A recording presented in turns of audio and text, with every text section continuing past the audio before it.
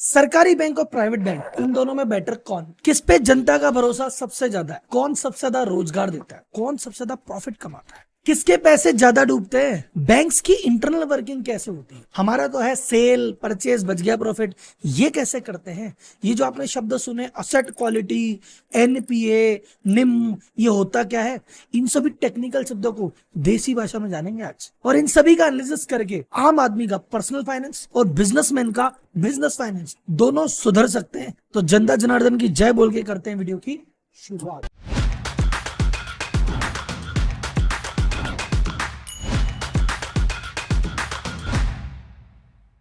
भारत में शुरुआत से ही प्राइवेट बैंक ऑपरेट करते थे, लेकिन 1969 में सरकार ने बैंकों को नेशनलाइज कर दिया, उनका राष्ट्रीयकरण कर दिया। तब से सरकारी बैंक या पीएसयू बैंक लाइमलाइट में आए। तो इनके सरकारी बैंक होने का मतलब बहुत सारे नियम कायदे से जो सरकार इनको अपने हिसाब से रन करती है। इनके जो टॉप मैनेजमेंट, टॉप एम्प्लॉय सरकार चुनती है, सरकार बैठाती है। और प्राइवेट बैंक की एंट्री हुई इंडिया में 90s के दशक में, लगभग इसके 30 साल बाद। लेकिन 30 साल बाद शुरुआत करने के बावजूद भी ये प्राइवेट बैंक कई मोर्चों पर सरकारी बैंक से आगे निकल गए।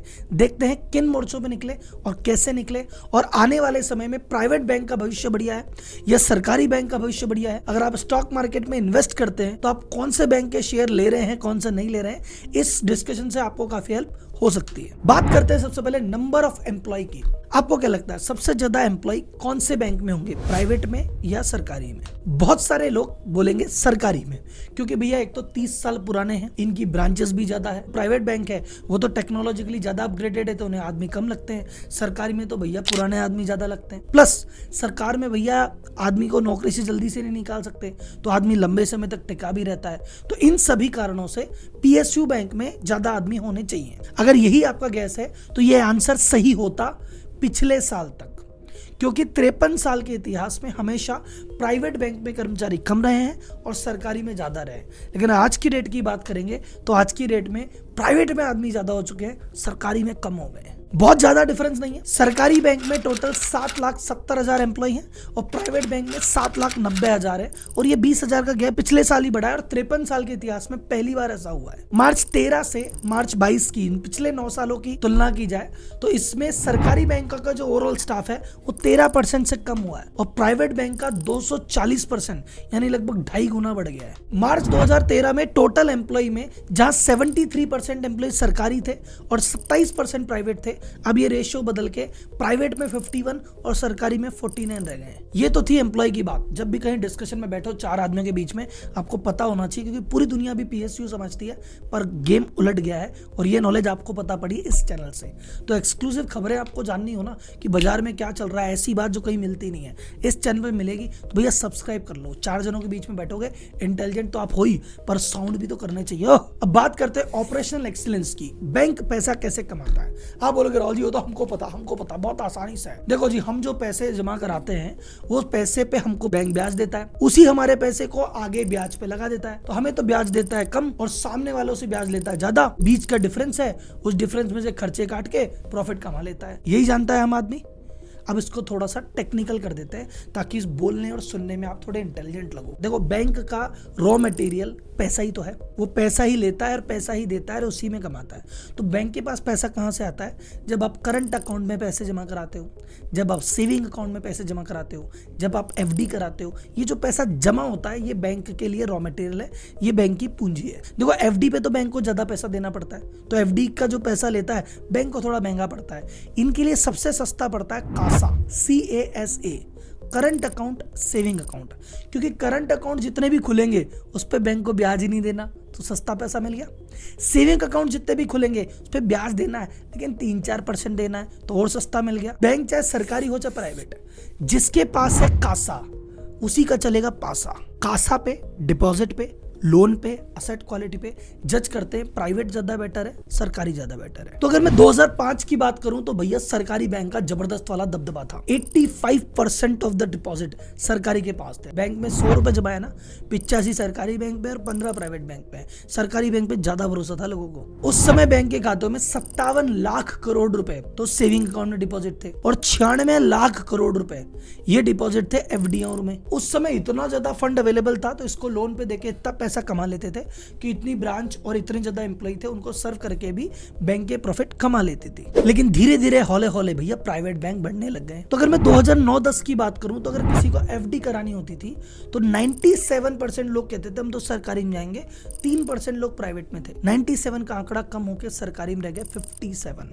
यानी लोगों का प्राइवेट बैंक में कॉन्फिडेंस बढ़ने लग गया है, सरकारी से थोड़ा पीछे हटने लग गए। यही बात सेविंग पे अप्लाई होती है। 2009-10 तक 77% लोग सेविंग अकाउंट खुलाते थे सरकारी बैंकों में, अब वो फिगर घट के आ गया 52%। देखा जाए तो अभी भी टॉप पे चल तो पीएसयू ही रहे हैं, लेकिन भाई साहब धीरे धीरे इनकी बढ़त कम हो रही है और 3-4 साल की बात है कि प्राइवेट बैंक टेक ओवर कर लेंगे। तो कंक्लूजन क्या है, कासा में, डिपॉजिट में एक टाइम पे ये लीड कर रहे थे, लेकिन धीरे धीरे इनका शेयर कम हो रहा है। अभी भी ये टॉप है, 50% से ऊपर चल रहे हैं, लेकिन आज नहीं तो कल 5 साल 10 साल में टेक ओवर हो जाएंगे प्राइवेट बैंक से। यही बात अप्लाई होती है असेट में, लोन देने में। जहां अगर 2009-10 की बात करें तो 77% लोन सरकारी बैंकों ने दिया हुआ था, प्राइवेट बैंक ने मात्र 23% लोन दिया था। ये 21-22 में हो गया है, 58% जो लोन दिया गया है वो दिया है हमारे सरकारी ने, और बाकी जो 42% है प्राइवेट बैंक ने दिया है। तो लोग अब प्राइवेट बैंक में डिपॉजिट कराने में भी नहीं घबराते और उससे लोन लेने में भी नहीं घबराते। तो अगर मैं इंक्रीमेंटल लोन की बात करूं, पुराने लोन को छोड़ दें, नए लोन जितने भी सैंक्शन हुए हैं, अगर 2009-10 से कंपेयर करूं,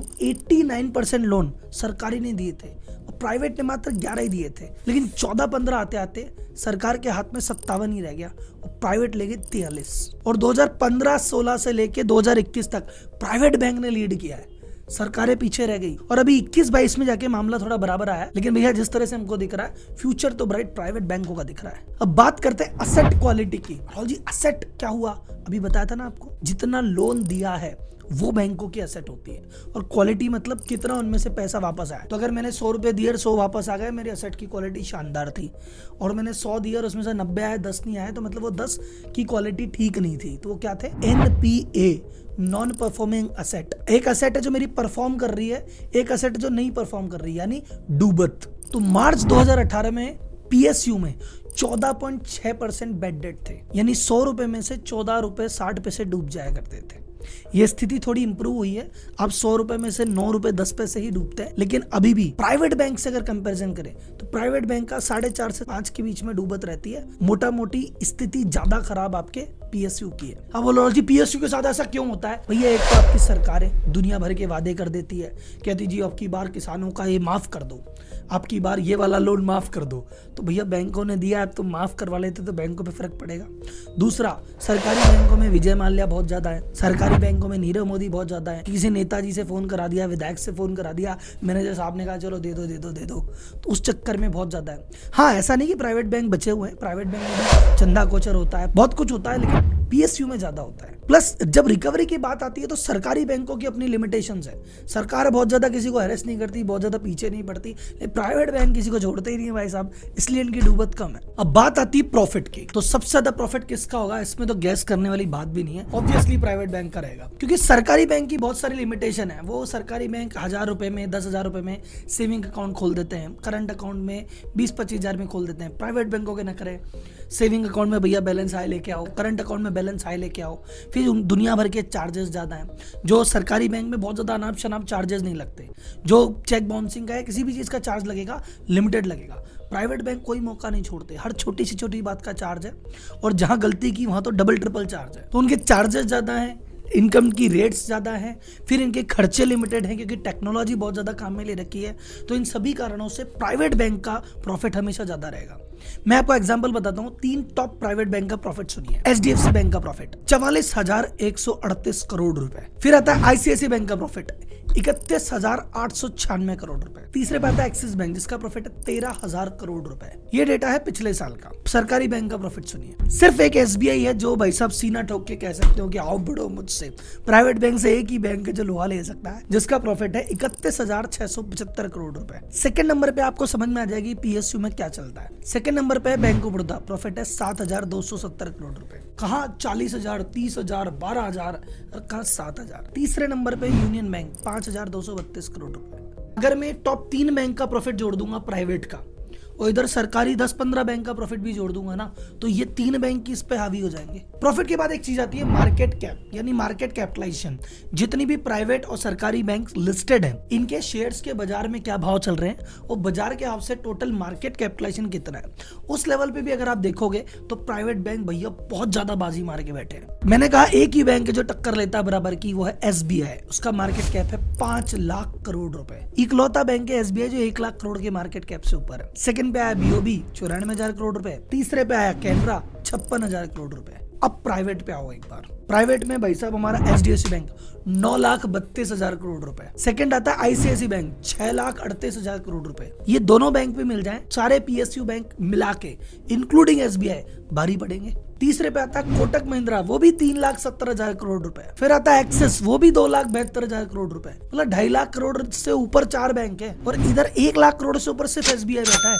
वैसे आपको मैं बता दूं, अभी पिछले जो इस क्वार्टर के रिजल्ट गए हैं मार्च में, उस क्वार्टर में सरकारी बैंकों ने परफॉर्मेंस दी है जबरदस्त। किसी का प्रॉफिट 1.5 हुआ है, किसी का डबल हुआ, किसी का तिगुना हुआ, पर सिर्फ एक क्वार्टर की बात है। ये तो साल पूरा होगा तब पता पड़ेगा कि असली फायदे में कौन रहा और कौन नहीं। पर अभी तक का जो हिस्टोरिक डेटा है वो प्राइवेट बैंक को प्रायोरिटी देता है। अब बात करते हैं फ्यूचर ऑफ PSU बैंक के। भैया इन PSU बैंक का फ्यूचर है कि नहीं है, चक्कर क्या है? किसी भी बिजनेस को आगे बढ़ने के लिए पैसा चाहिए। बैंक भी बिजनेस है तो इसको भी पैसा चाहिए। तो पैसा कहां से हो? या तो आपका नेट प्रॉफिट आए, उससे आप आगे बढ़ो। पर इनका जितना नेट प्रॉफिट आता है, इधर इनके पैसे भी तो डूब जाते हैं। तो हर साल जैसे 9% है, जिन्होंने जितना एडवांस दिया, अगर 9% पैसा डूब गया तो कैपिटल तो कमी हुई। तो या तो प्रॉफिट बम्पर जनरेट करे उस 90 रुपए से, तब जाके इनका काम हो, या फिर इनका मार्केट कैप बहुत अच्छा हो तो इनका काम हो, या इनको सरकार एडिशनल पैसा दे तो काम हो। तीनों चीजों में अभी दिक्कत है। न तो मार्केट वैल्यूएशन बहुत ज्यादा बढ़ पा रहा है, न बहुत ज्यादा प्रॉफिट आ पा रहा है। इस क्वार्टर में तो बम्पर है, हो सकता है ट्रेंड कंटिन्यू करे। न सरकार भैया ध्यान दे रही ज्यादा। जैसे जैसे सरकारी बैंक नीचे जाते जा रहे हैं, वो पूरा फायदा कुछ प्राइवेट बैंक ही उठाते जा रहे हैं। तो मुझे तो फ्यूचर में प्राइवेट बैंक का, जैसे अगर फाइनेंशियल सर्विस की बात करूं तो टोटल निफ्टी 50 का 37% से फाइनेंशियल सर्विसेज है और इसमें प्राइवेट का दबदबा ज्यादा है। तो मुझे पर्सनली मैं बुलिश हूं प्राइवेट बैंक को लेके। मैं ये नहीं कह रहा बैंक स्टॉक में जाना नहीं जाना, वो आपकी इच्छा है, पर अगर बैंक स्टॉक में आप एंटर करते हैं तो मुझे PSU से ज्यादा बेटर पर्सनली प्राइवेट लगता है। बाकी सिर्फ इस वीडियो के बेसिस पे कोई ओपिनियन मत बनाना। इस वीडियो को आधार लो और रिसर्च करो और दिमाग लगाओ, और अगर बैंकिंग सेक्टर में आपका कॉन्फिडेंस है तो उस हिसाब से आप अपना इन्वेस्टमेंट प्लान कर सकते हैं। और अगर आपका इन सेक्टर में इंटरेस्ट है तो मुझे कमेंट बॉक्स में बताइए, मैं बैंकिंग सेक्टर से रिलेटेड बहुत सारे वीडियो आगे भी लेके आऊंगा। तब तक के लिए धन्यवाद। जय हिंद।